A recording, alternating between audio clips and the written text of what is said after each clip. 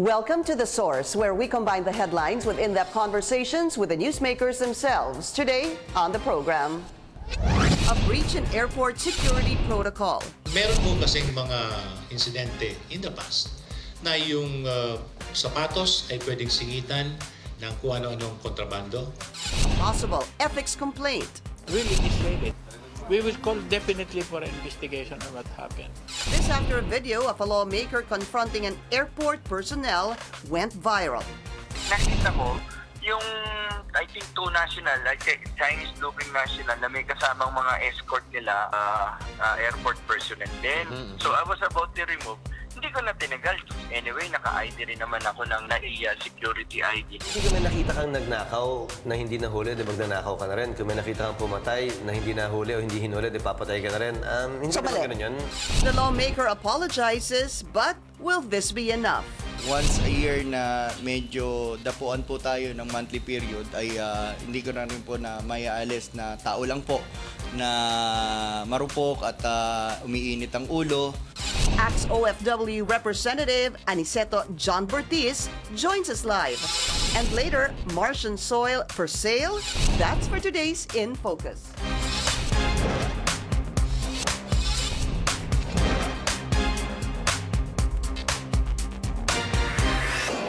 Thank you for joining us. I'm Pinky Webb. Airport authorities and lawmakers alike say Congressman John Bertiz may face possible investigation for violating security protocols and possibly committing unethical acts. A video of Bertiz reprimanding airport security is still making the rounds online. Our Trisha Terada has more. Authorities are pointing out if there's anything clear about the viral video between Congressman John Bertiz and an airport security personnel, the lawmaker breached security protocols. Airport officials are debunking Bertiz's excuse that Chinese-looking men that entered security checks before him supposedly bypassed protocols. Wala ho kaming nakitang allegedly na mga Chinese-looking. Na-review ko po yung CCTV about 20 minutes prior to the incident. Wala po kaming nakita. Pero kung meron hong ibang ebidensya po ang ating mahal na congressman, ayan po itutuloy namin. The Office for Transport Security explains the personnel was only doing his job. In any country, there are strict airport security protocols. When the incident happened, NAIA was under security condition 2, meaning passengers are required to divest all objects from their clothing, including their shoes. Meron ho kasing mga insidente in the past na yung sapatos ay pwedeng singitan ng kung ano-anong kontrabando. Pwede rin hong singitan ng bomba para maiwasan at hindi makita yung kanilang dala-dala. So that's the reason why even sleepers at some point are being asked to are requested to put in. Being a signatory to the International Civil Aviation Organization, the Philippines needs to comply with all prescribed security measures or face severe consequences. Kapag nalaman ng counterpart namin, katulad ng TSA, Canada, UK, Australia na hindi natin tinatanggal ang sapatos sa sanitized area doon sa final checkpoint, hindi na sila tatanggap ng flight galing sa atin at hindi na sila magpabadal ng flight papunta sa atin.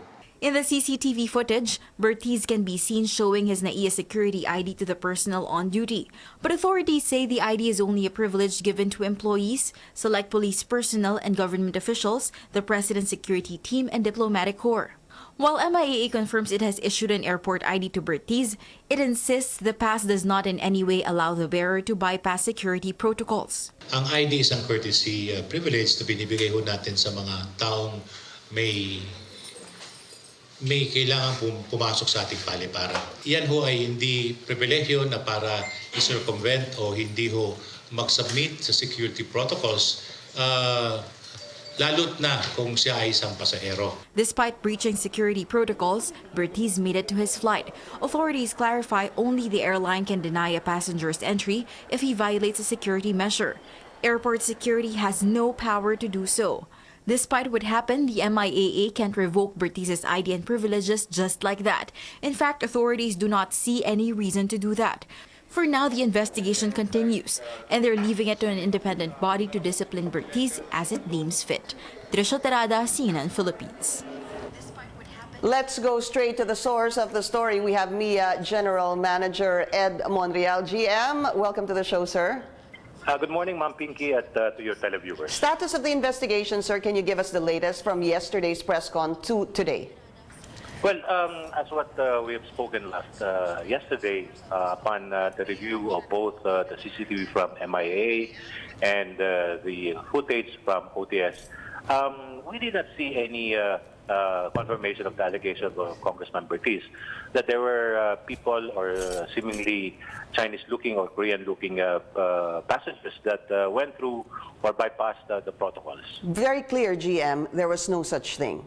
Wala pong dumaan na foreign-looking na hindi po nagtanggal ng sapatos, number one, at wala pong dumaan that was escorted, sir? Wala po. Wala po kami nakita na parang ganong may semblance na Chinese-looking persons or Korean-looking persons. In fact, Governor Amy Marcos took off her shoes and followed the protocols. Yeah, we saw that, sir. She was on the female side kasi baliktad po. I mean, separate po yung sa female, separate po yung sa male. So, okay, so it's very clear to you, sir, there was no such thing as in you're debunking the allegation of Congressman Bertiz. But in terms of the investigation, sir, so tapos na po yun, ano? That's not, you're saying that's not accurate. But he wants you to look into, is there a possible breach naman po in protocol in having that video shared on social media? Meron po bang, is there something wrong with that? And indeed, if there is, what is the plan of NAIA, sir? Or MIAA, rather? Well, we're currently investigating how and when and who gave out the footage. But I can categorically say that from the ranks of MIAA and the OTS, we did not give any formal approval to have the footage leaked out to the public. All right. So, but definitely, sir, somebody from inside leaked it. Is that something you can confirm, sir? Well, yes, definitely, because the footage has been out already and went viral. I just don't know and confirm as to who and when those footage were out. There must be a couple of angles we're looking at. But as of the moment, I cannot yet confirm where it really came from. What angle are you looking at, sir? Well, probably the people around in the area, workers from the airport, maybe a sympathizer or what have you. Angry. Lots of, could possibly. Opo. Because I guess if we were to surmise, sir, posibleng galit, nainis sa inasal po ni Congressman Bertiz and they wanted this out to show how he was acting. Hindi ba? Probably that's one of the angle that we're probably looking at, considering for that matter. So GM, so the investigation on that continues now. So let's talk about the ID. I want to show this ID that the congressman flashed on the face of your security personnel, sir. Ano ho ba talaga tong ID? I know during your press con yesterday you said that you give this to legislators, sir.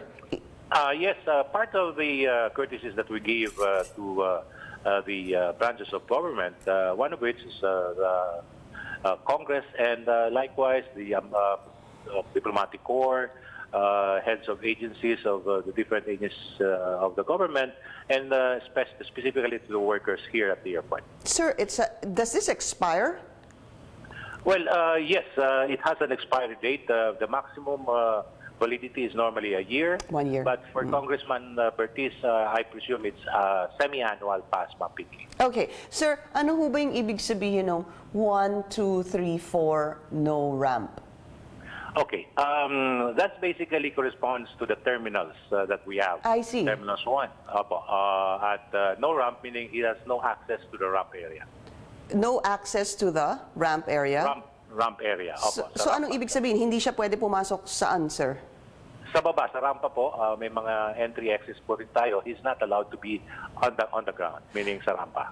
Okay, but what are the privileges of having this, sir? If I were to have one of those, sir, where can I go and what can I do? Okay.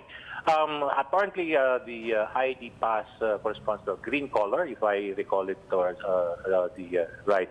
The green access will allow the person wearing the ID up to the pre-departure area of terminals 1, 2, and 3. and 4.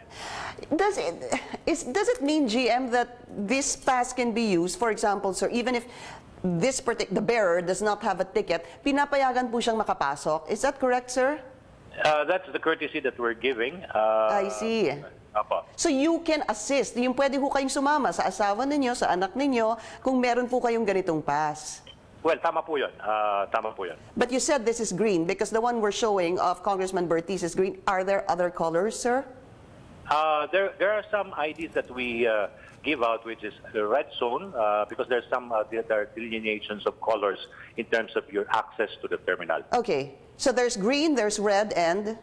There's blue. What else? There's yellow, which is given to the officers of MIAA. Those are the accessibility of those colored areas. GM, I know you've been there for more or less 2 years, no? But is this something that's been given to legislators in the past? Would you know, sir? There were incidents, there were situations wherein those IDs are being accorded to legislators, and we are also following the same procedures and policies that has been extended to them in the past. So it's clear. It's really to enter, for example, this green card is to enter the pre-departure area, sir. But it doesn't mean that just because you have this card that you can bypass security or it gives you a right not to take off your shoes. That is correctly pointed, Ma'am Pinky. You have to follow the security protocols, even though you're holding ID for MIA. GM, were there other legislators who would, have you heard of any reports that they bypass security because they have this? Ang sinabi pa nga ho, sir, is the security ID coming from GM Ed Monreal. Ngayon lang po kami naka-encounter ng ganong pangyayari. And all the rest, we're following the protocols. Okay. Sir, I have a question. Just to add to that, if it's really just a pass, for example, the green one, to go through pre-departure area, why can't they just get a day pass? Why do they have to have this running for 6 months to 1 year, sir? It's a good question, Ma'am, that why they can just get a day pass. But when you get a day pass, you have to follow, you have to apply on the day itself, but this is again it becomes tedious.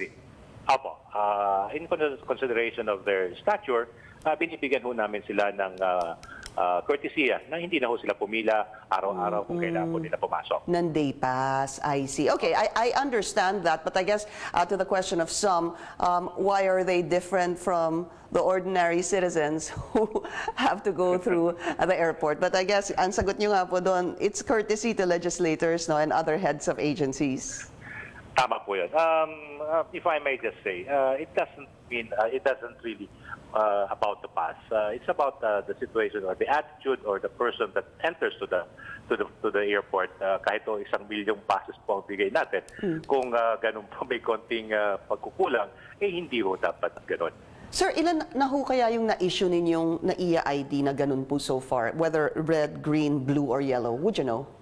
Well, probably 10,000 because we have a lot of population here at the airport of employees and all those stuff. I think about 20,000 total, meaning kasama po yung mga daily pass, yung mga passes ng mga security agencies that works at the airport. There are thousands of passes that's being issued from MIAA. I guess my question is, how many passes have you given out to government legislators or government officials, sir? I can't have the exact numbers. Is it okay to say, is it okay to assume that lahat ng congressman nabigyan at lahat ng senador nabigyan, sir? Hindi po. We give the passes to these legislators upon their request. Sila po ang nagre-request. Because we had Senator Cheese Escudero yesterday, sir, and he said he never was in possession of any security pass. So I guess I'm to take it that the senator did not request for a security ID from your office. That is correct, ma'am. That is correct. Sila pa lang humihingi. Opo. Okay. Sila po. GM, ano po, are there plans to file any legal actions because of this? I just want to go a little further. In spite, hindi lang po yung with the security personnel and the congressman, it's because really it's a breach in security. We can assume, sir, that the congressman had, was no threat in terms of bringing any contraband. Let's assume that, of course, sir. But it's really what we go through this, sir, because each and every person is supposed to be checked for possible threats, hindi ho ba? But nakadaan po siya even kahit na po sinita siya ng airport personnel. So, is that a breach in security coming from the congressman? And what kind of legal action, if any, are you planning to take? Well, we leave it up to the other branch of government to probably discipline him if there's any reason for him to be disciplined.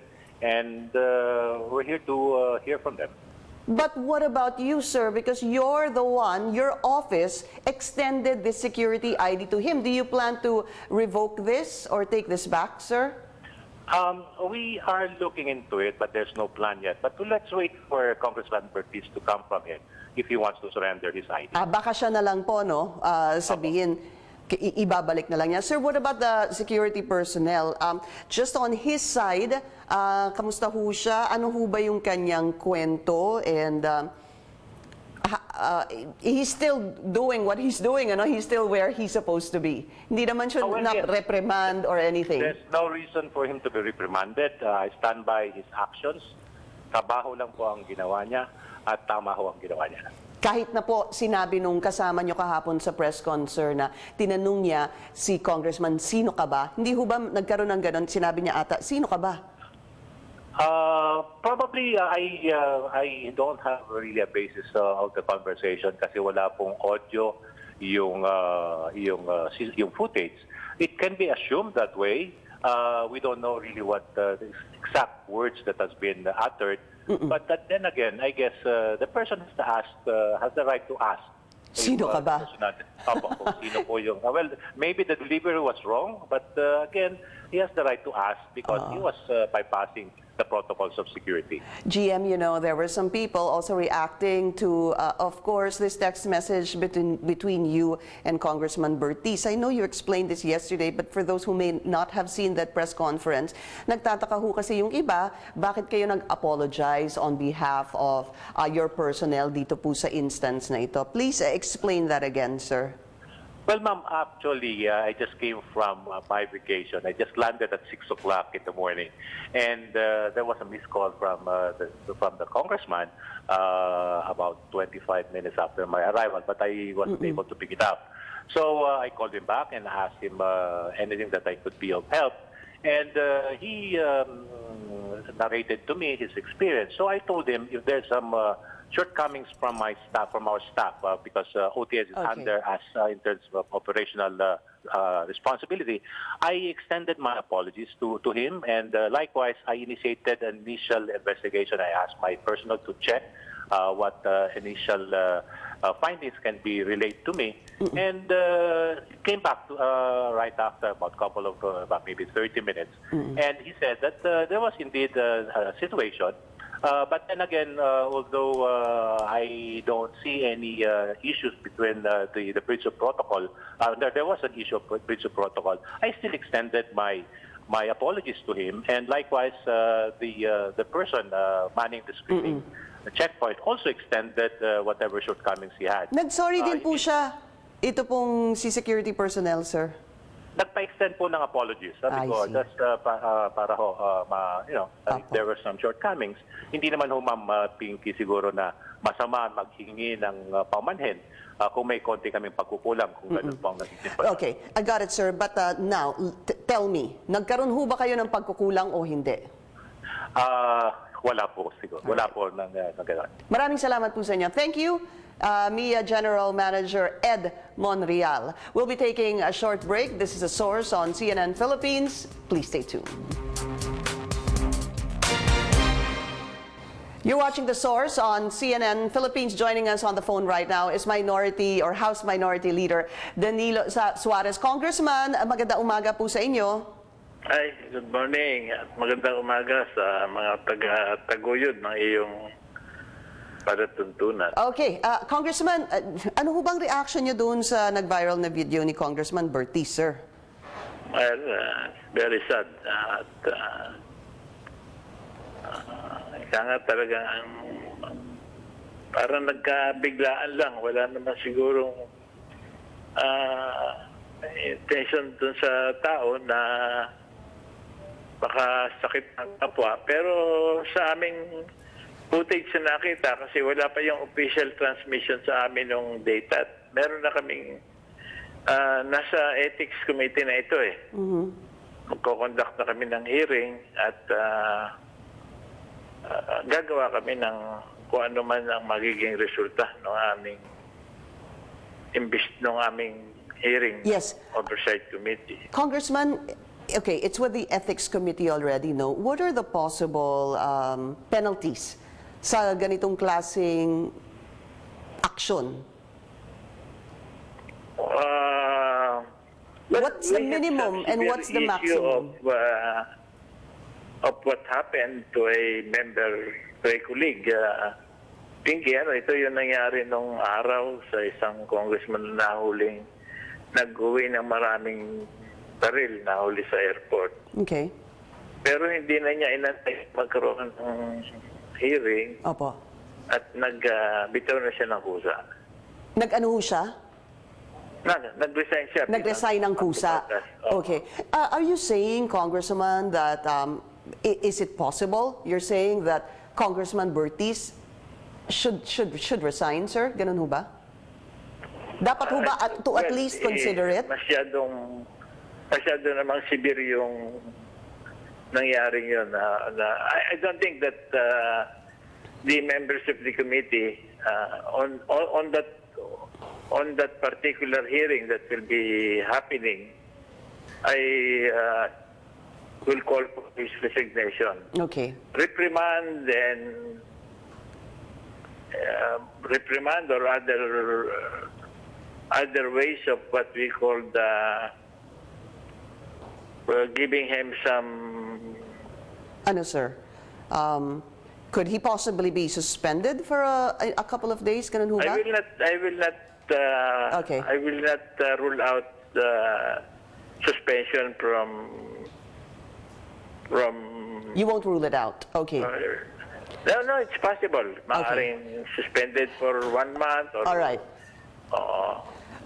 Pero as I've said, we will not allow this just to pass away without any sanction. Okay. Congressman Danilo Suarez, sir, maraming salamat po sa inyo and we'll speak to you again, sir. Thank you. So, Congressman Bertiz is now with us. I know, pasensya na. Sasabihin mo sa akin na late ka, Congressman. It's okay. Let's make the most of the time we have. So, you're an overnight celebrity not in a good way. Congressman, kamusta na ho ba kayo at anong pakiramdam nyo ngayon? Sa ngayon po, ma'am, I need to see my doctor because of I haven't having a sleep for the past 2 days na. Hindi ka nakakatulog?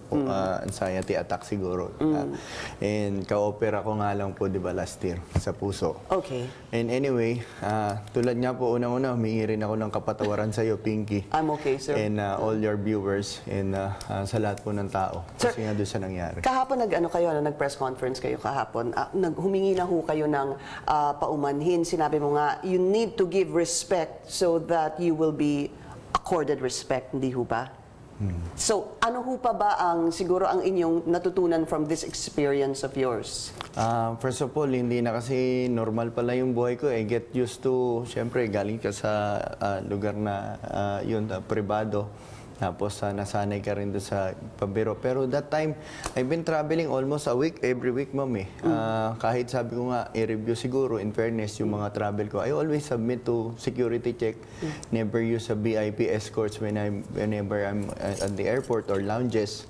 It just so happened, nung araw na yun, it was too early, 6 o'clock in the morning. Pero right after na nangyari yun, tinablot ko yung ID, kinunan ko yung ID, binalik ko yung ID without making a commotions or scenario, walk away peacefully. I reported it immediately to General Manager Monreal. And then when I landed, I already got a response na, sir, okay na, sorted na. Tapos yung second na apology ko na pinadala ko sa iyo, sabi ko nga, sir, I'm really sorry for any inconvenience caused. And if may nagawa akong breach of protocol doon, pasensya na po. At kung meron din naman siyang nagawa, and we have to just remind, but I don't want to put any employees in trouble. Yeah. Tapos sabi niya ngayon, thank you so much, Dencong. So morning pa lang tapos na issue eh. Hindi may lumabas yung video after, sir. Lumabas yung video 7 o'clock in the evening. So nagulat din siya, tinawagan ko siya early in the morning because I'm receiving so many calls, kala ko may emergency, may namatay as early as 4 a.m. Yung pala nagba-viral na, almost 200,000 na. Tumawag ako ng mga 8 o'clock Sir GM. Sabi kong ganun, sir, ano po to? Bakit may nag-viral? Hindi niya rin alam. Sabi ko, ano yun? Then I was the one who forwarded the video. Yeah.